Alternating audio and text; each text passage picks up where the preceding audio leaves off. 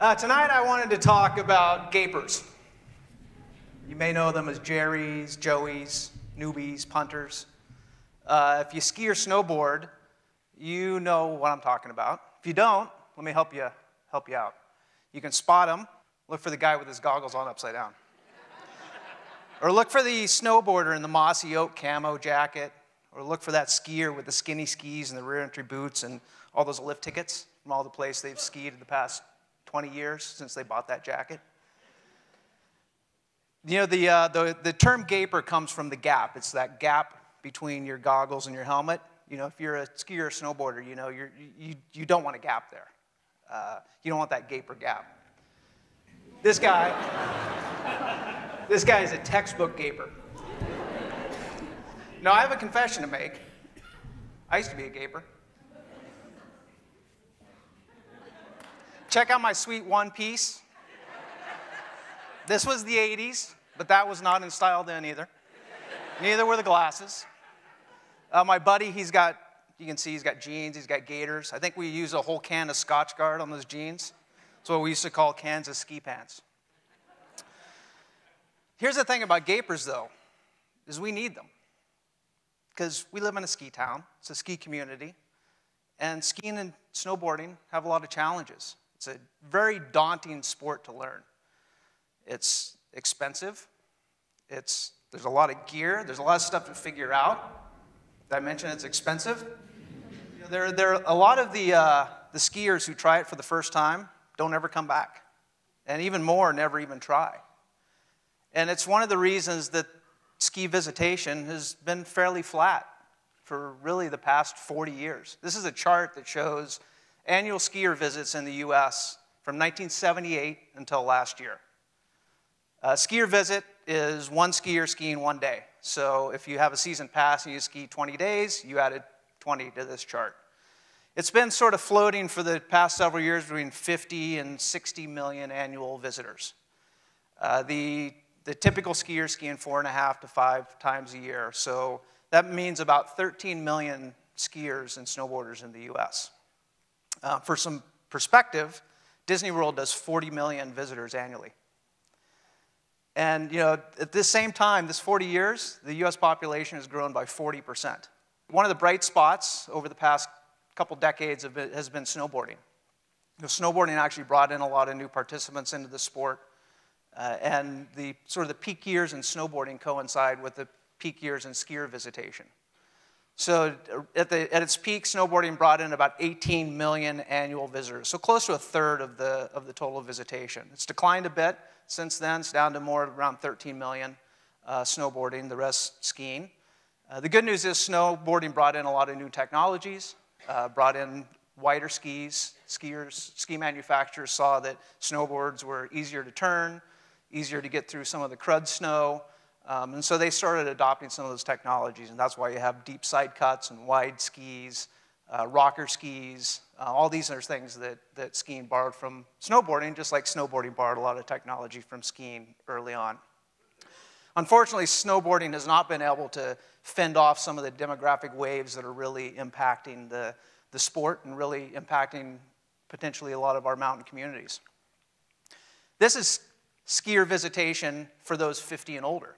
Interestingly, in the past 10 years, has grown by about 30%.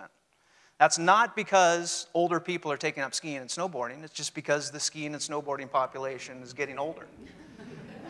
During the same period, if you look at those 25 to 54, there's actually been a steady decline.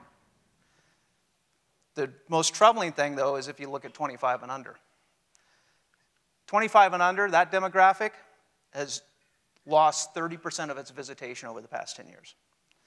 So young people are not taking up the sport anywhere near the rate that their predecessors did.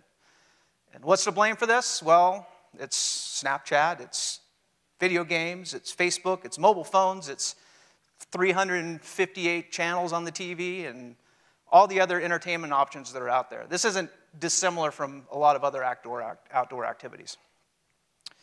Unfortunately, that's not the worst news for the industry, because there's one fight that we're fighting against that is going to take everything we can to turn it back, and that's climate change.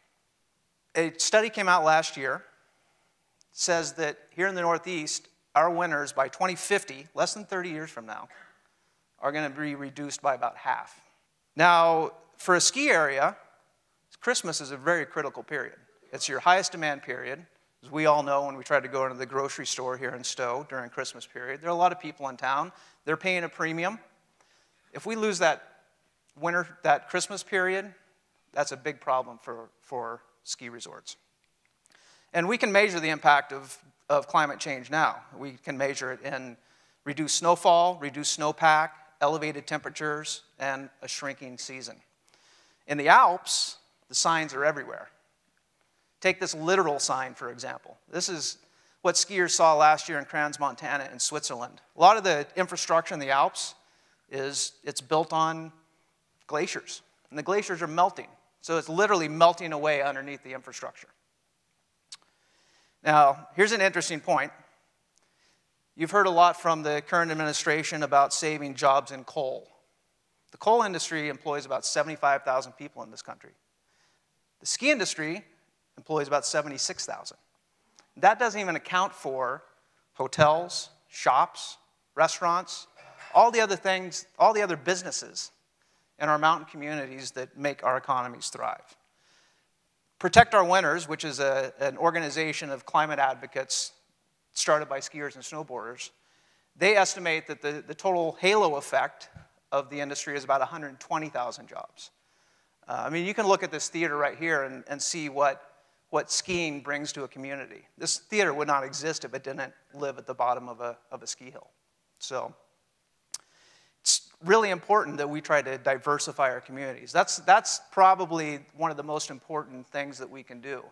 And from a tourism perspective, we've done that pretty well in this community, and a lot of ski communities have as well.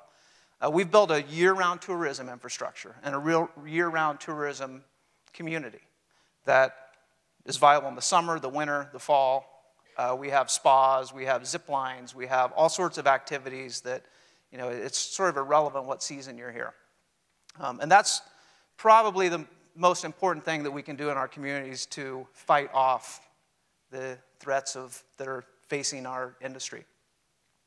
But there's also one small thing that each and every one of us can do. And that's be nice to a gaper. I mean, these people are coming into our community.